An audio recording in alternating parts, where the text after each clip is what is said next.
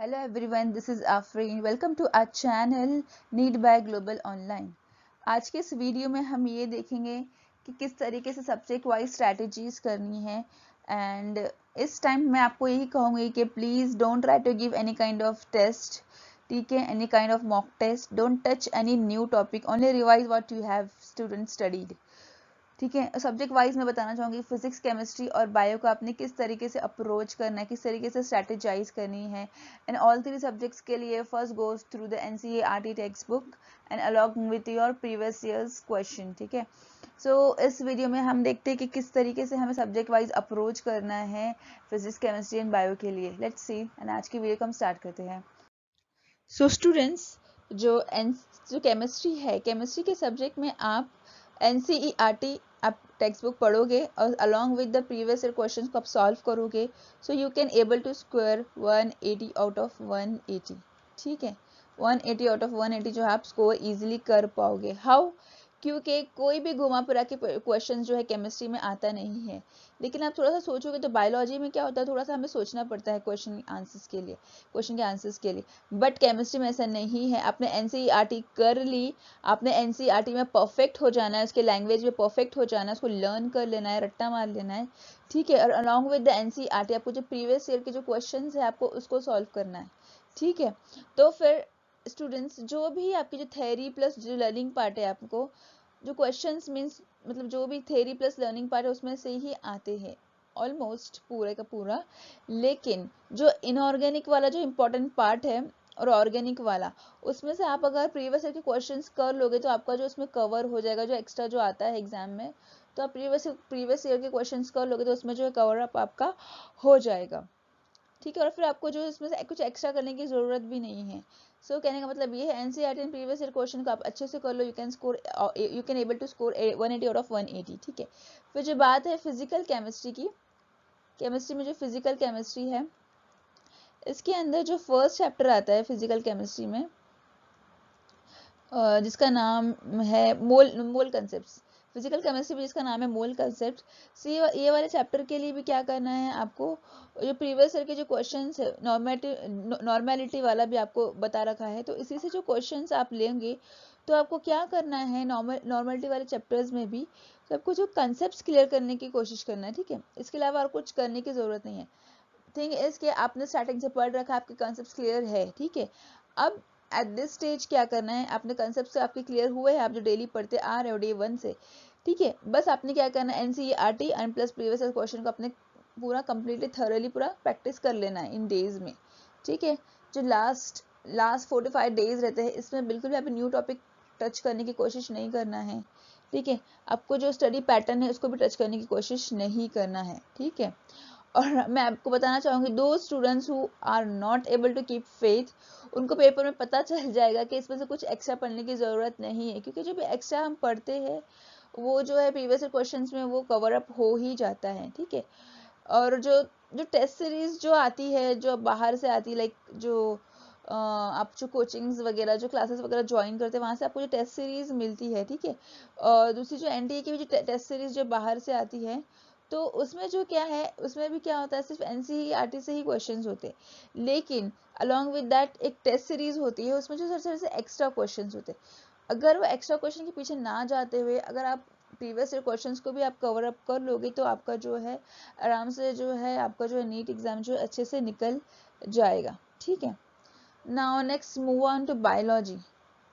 Biology subject भी ऐसा है, आपको जो है मेन सेम थिंग जो कवर अप करनी NCERT से जो है और प्रीवियस ईयर क्वेश्चन से. ठीक है, ये दो स्ट्रैटेजी आपको जो है remember, NCERT and previous year question से आपको जो है कवर करना है.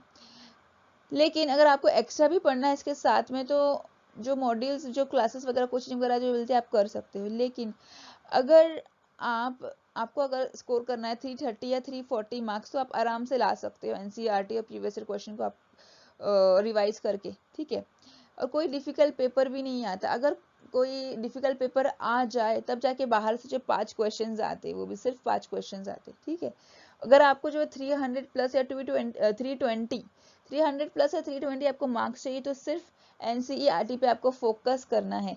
लेकिन पूरा टारगेट रखते हैं ऐसे स्टूडेंट्स जो 360 का टारगेट रखते हैं, तो वो मॉड्यूल क्वेश्चंस भी जो है आप सॉल्व करने की जो आप कोशिश कर सकते हो, ठीक है।